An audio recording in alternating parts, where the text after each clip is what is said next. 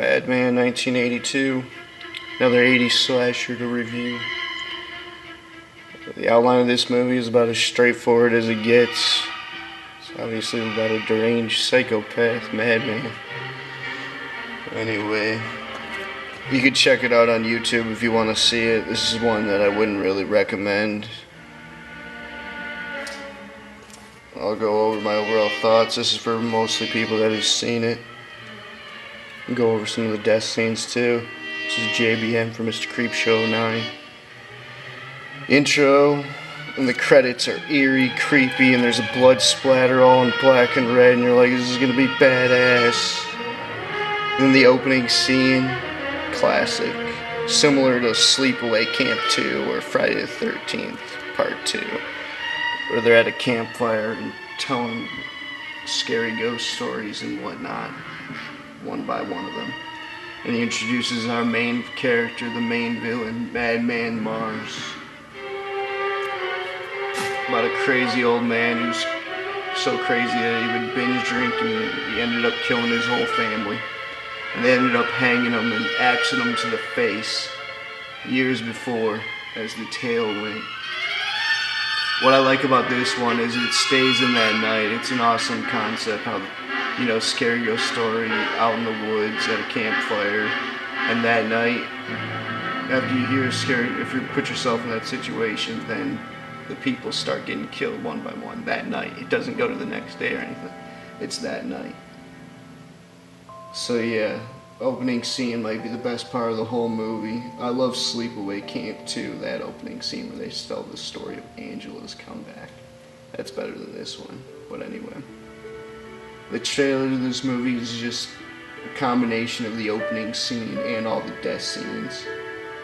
Pretty much if you've seen any 80s slasher trailer, all they do is just do death scenes just to get people to see the movie or whatnot.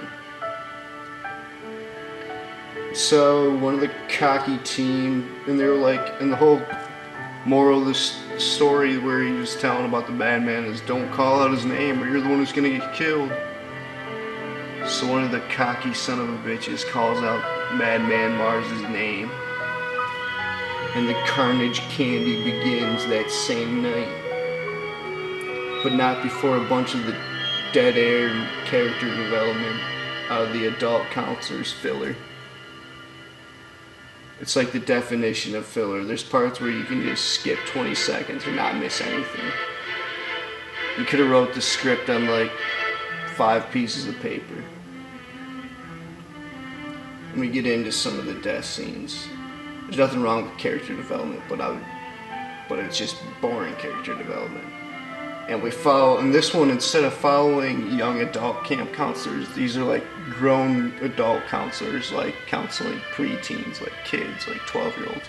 And there's one 16-year-old, obviously, Richie, the main kid. And anyway, the first death scene is beautiful, axe to the throat, gushing blood out, blood spewing out, and you're like, oh, this is gonna be badass. But the most of the movie is just no dialogue and dark shots of people looking around for each other in the woods. Like one would go out at a time. Oh, this kid's missing. Oh, now this cancer's missing, and it would follow their path the whole time, where they'd actually go out of the freaking cabin or whatnot, take a few steps into the woods. It would be shot of nothing. It would be them playing with the flashlight, looking down. Hey, where are you? There'd be no dialogue, it would just be them. And this goes on to repeat that effect like 4 or 5 different times. We follow like a few different characters. Most boring characters you've ever seen in your life. The rest of the deaths are like cutaway shots, but then it'll show like a dope shot of like a bloody corpse later. Like a lot of other early 80s. Poorly edited death shots. They should have made Richie, the kid who went off first, go out with somebody to bounce lines off of, but they didn't really have the talent to do that, I guess. So yeah, these characters would have no one to bounce lines off of, and they'd just go out by themselves, and it would just be boring doll air. That doll air sound. By the way, you can check out this movie online. I gotta give a special shout out to Bubba Gump 5000 who uploaded this. He's also uploaded Bloody Birthday and a few other 80s movies that you need to check out. If it wasn't for him, I wouldn't have been able to see a bunch of these 80s movies, so definitely subscribe to Bubba Gump 5000.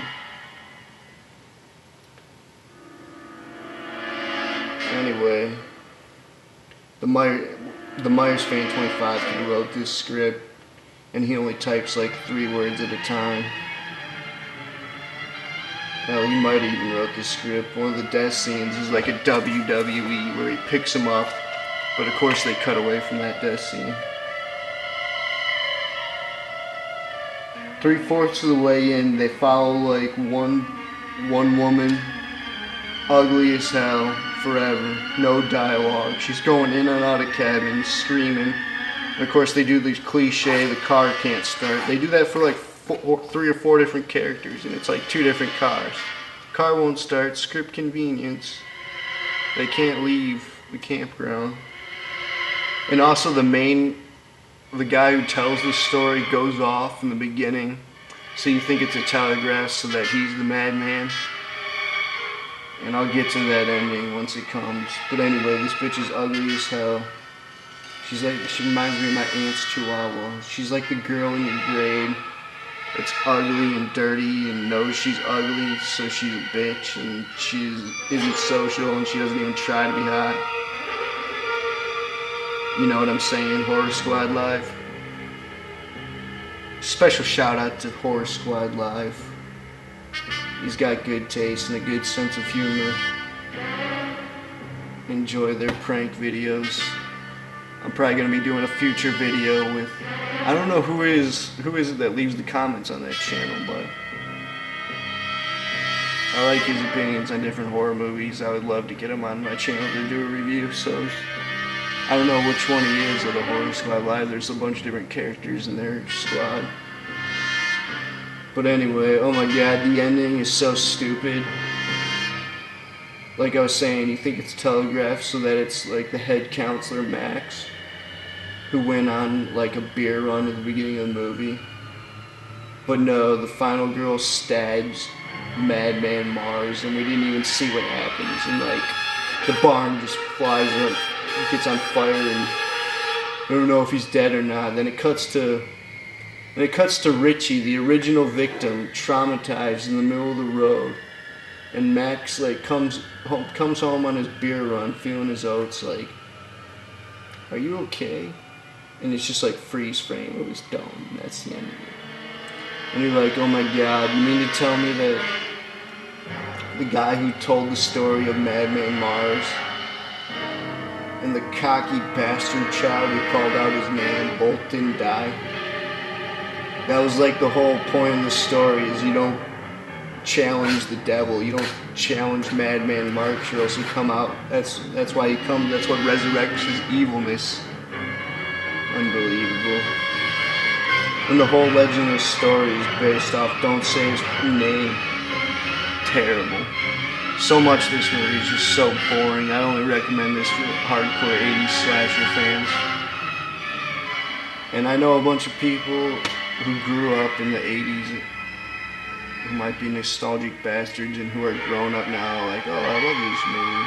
Well, I get that. I'm just rating this compared to other slasher movies. Obviously, I enjoy 80s slasher movies in that style, or else I wouldn't be watching all of them.